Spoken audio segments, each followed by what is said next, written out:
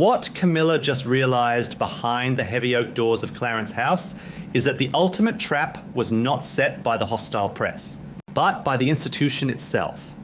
In less than 48 hours, what looked like a routine administrative update regarding royal estates transformed into a total, devastating dismantling of her future security, a quietly revoked security clearance to the Duchy of Cornwall's private archives, and a sudden mandate forcing her senior staff to use a secondary entrance signaled one undeniable truth.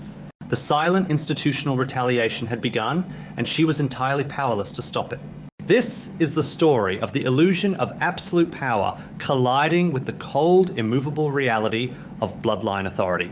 In this video, we will unpack the secret administrative power grab Camilla attempted under the guise of modernizing the monarchy.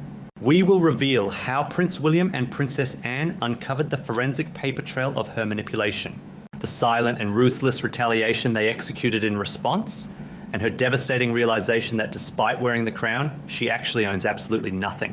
To understand how she walked blindly into this institutional reckoning, we must first look at the empire she believed she had flawlessly constructed. For 3 decades, Camilla operated with a singular, unyielding focus. She survived the public outrage of the 1990s, the tragic, enduring shadow of Diana, and the initial resistance of Queen Elizabeth, all through staggering patience and the total psychological capture of Charles. Once the crown was placed on her head, a profound shift occurred.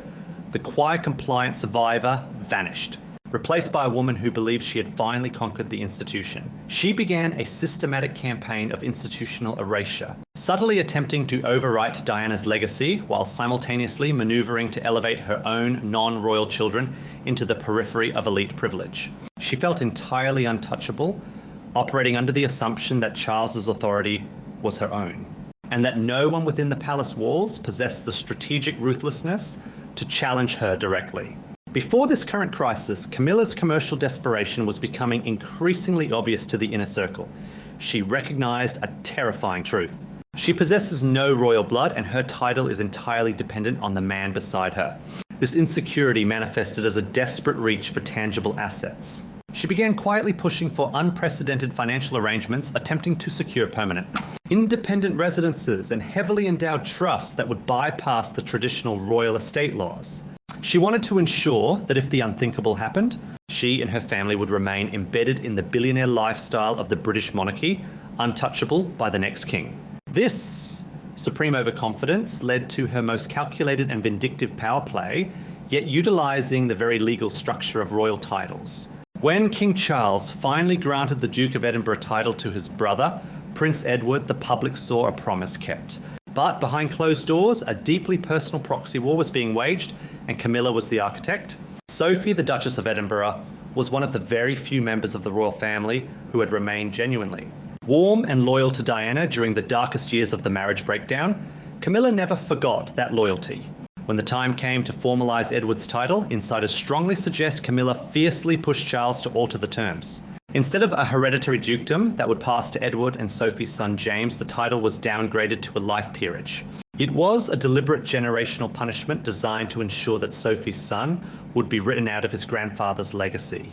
Camilla weaponized the legal system to settle a 30-year-old personal score, believing she had mastered the art of administrative warfare. But that detail matters. It matters profoundly because it was the exact moment she overplayed her hand. While Camilla was focused on punishing Sophie and Edward, she failed to realize that Prince William and Princess Anne were watching the entire legal maneuver unfold. Prince William watched this staggering exploitation with silent, enduring grief for his mother and a cold, calculating resolve. For William, the monarchy is a sacred trust, a duty perfectly embodied by Catherine's uncomplaining sacrifice. Princess Anne, operating with a ruthless, analytical loyalty to her late mother, shared William's perspective. They did not scream. They did not leak their fury to the press. Instead, they analysed the precedent Camilla had just forced Charles to establish by legally defining the Edinburgh title as a life peerage, an asset that ceases to exist upon the holder's death and reverts entirely to the crown. Camilla had unwittingly provided William and Anne with the exact legal weapon they needed to destroy her own future. The discovery of her manipulation did not happen in a shouting match, it happened in a ledger. Princess Anne acting as the fierce protector of the crown's long-term integrity. alongside Prince William, who now holds absolute control over the billion-dollar Duchy of Cornwall, initiated a quiet forensic review of all properties trusts and privileges currently extended to the Queen Consort. They traced the paper trail of her influence, noting exactly how she was attempting to quietly embed her own family members into the logistical and financial safety nets of the monarchy. What happened next was a masterclass in weaponized restraint. William and Anne did not confront her. They simply used the system against her, using the exact same legal logic Camilla had championed to strip James of his future title. William directed his legal team to restructure the access agreements regarding the properties and funds Camilla currently enjoys. The execution was completely silent, but the humiliation was visually devastating. It began on a quiet morning in London. Camilla's private administrative staff arrived at a secondary duchy office only to find their digital access passes had been completely revoked. When they inquired, they were politely informed of a newly implemented protocol, directing them to use a side door entrance reserved for non-executive contractors. Inside the properties themselves, subtle but undeniable shifts occurred. A prominent portrait of Camilla, which had been moved into a primary reception room at a Cornwall estate, was quietly uninstalled and placed back into storage, replaced by a historic landscape. But the true psychological blow was delivered in the paperwork. William formalized a binding administrative decree concerning the financial and property access granted to the Queen Consort. The documents explicitly stated that her privileges are strictly a life provision tied entirely to the reign of King Charles. There will be no transferability, there will be no grace period for her children. The moment Charles's reign ends her access to the estate's the private funding, and the institutional protection reverts immediately to the crown, which means it reverts directly to William. She had spent decades building an illusion of absolute power, only to realize that William actually holds the deed to the land she stands on. The trap had snapped shut. In a panic, realizing the sheer totality of what William and Anne had just legally cemented, she turned to the only person who could override it. She demanded that Charles intervene, that he force William to reverse the protocols and secure her permanent independent standing. But as she stood there waiting for the king to defend her empire, the room went dead silent, and that is where the story changes completely. The silence in that room was not just a lack of words, it was the total collapse of an entire operating strategy. For 30 years, Camilla had relied on one fundamental absolute. If she pushed hard enough, Charles would yield. He had fought his mother, his public, and his own conscience to elevate her to the throne. She believed his enduring guilt over the past and his deep emotional dependence on her in the present meant he would never deny her anything. But as she demanded that he override Prince William's devastating administrative decree, Charles simply looked away. He did not issue a royal command. He did not call his son to demand the reinstatement of her digital access passes or the immediate return of her portrait to the Cornwall estate. In that agonizing empty silence, Camilla realized a chilling truth. Charles's ultimate loyalty, when pushed to the absolute brink, is to the preservation of the crown, not to the commercial security of his wife. To understand why Charles refused to save her, we must look at the brutal, unyielding reality of royal survival. The king is highly aware of his own mortality and the precarious state of the modern monarchy. He knows that William is not just his heir. William is the current financial engine of the entire family. The Duchy of Cornwall is a billion-dollar corporate empire. It controls over 130,000 acres of land, highly lucrative commercial properties, and the very financial lifeblood that sustains the private lives of the senior royals. Charles spent decades managing that empire, and he knows better than anyone that the moment he became king, he surrendered it entirely. Legally, structurally, and functionally, William now holds the keys.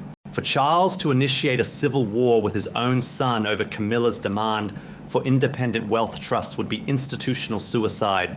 He chose the survival of the bloodline over the demands of his wife, delivering a psychological betrayal that she had never anticipated. This brings us to the core of Camilla's staggering commercial desperation. The public sees a woman dripping in state-owned diamonds, living in palaces and traveling in armored motorcades. But behind the illusion of absolute power is the terrifying reality of a woman who actually owns nothing. She possesses no royal blood. She does not own Clarence House. She does not hold the deeds to Highgrove. Her entire billionaire lifestyle is essentially a prolonged lease, entirely dependent on the man currently wearing the crown. Her desperate attempt to secure permanent, independent residences and heavily endowed trusts was not about luxury, it was about survival. She knew that the moment Charles's reign ends, she'll be at the complete mercy of a stepson who has spent a lifetime silently grieving the mother she helped destroy. William's administrative restructuring was the ultimate checkmate. By legally defining her access as a non-transferable life provision, William forced her to look directly at her own expiration date. As Camilla's administrative empire was being systematically dismantled, the contrast with Catherine, the Princess of Wales, became a devastating study in real power. Catherine has never scrambled for property. She has never weaponized the legal system to secure independent wealth trusts for her family. Instead, she has operated with an uncomplaining sacrifice that has made her the undisputed moral center of the modern monarchy. While Camilla was busy trying to rewrite the rules of royal estates to benefit her non-royal children, Catherine was quietly securing the future of the institution itself. William's ruthless protection of the crown's assets is not just an act of vengeance, it is the ultimate defense of Catherine's future reign. He is ensuring that when his wife eventually becomes queen consort, she will not have to negotiate with the remnants of Camilla's shadow court. The restoration of Diana's legacy is happening not through loud public declarations, but through cold institutional protocol. By using the exact same legal mechanism Camilla championed to strip Prince Edward's son of his future title, William turned her own vindictive strategy against her. Camilla had used the concept of a life peerage to punish Sophie and Edward, ensuring their privileges died with them. William essentially looked at that precedent and decided to apply it to her property access. He established that if the new rule is that institutional privileges die with the holder, then that rule will apply to the queen consort's private arrangements first. That detail matters profoundly. It is the silent, flawless execution of revenge. Diana's legacy is no longer being overridden by Camilla's public relations machine. It is being structurally protected by the son, who now controls the institution's most vital resources. The subtle shifts in power that followed the revoked access passes were just the beginning. What looked like routine administrative updates were actually the total dismantling of her influence. Observers and insiders began noticing undeniably sharp changes in protocol. Guest lists for major institutional events, once heavily influenced by Camilla's office, were suddenly being routed directly through Kensington Palace for final approval. The strategic seating arrangements at state dinners subtly shifted, physically distancing her key allies from the centers of conversation.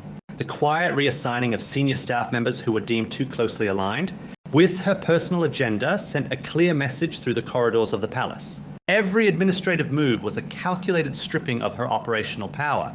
She was allowed to keep the title, but she was being locked out of the engine room. This is the profound contrast of schadenfreude that now defines her existence.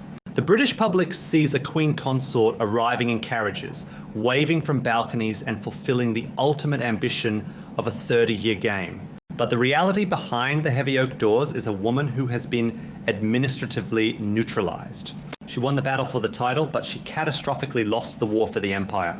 The illusion of absolute power is maintained for the cameras, but the commercial desperation of her reality is legally binding. Camilla will continue to perform her duties. She will smile, she will wear the crown, and she will stand beside King Charles for as long as his reign continues. She has no other choice. She must play the part she spent her entire life fighting to win, but the war is already over. She knows exactly what the paperwork in William's office says. She knows exactly what Princess Anne has analysed and secured, and she knows with terrifying clarity that when the inevitable transition of power occurs, her descent will be swift, institutional, and entirely legal. The monarchy survives precisely because it is colder, older, and vastly more strategic than any individual who attempts to exploit it. William and Anne did not need to scream to win. They just needed to wait until they controlled the system, and then they quietly locked the doors. If you found this forensic breakdown of royal power dynamics insightful, please subscribe. The story of the British monarchy is far from over, and we will be here to analyse every hidden detail as the new order takes control.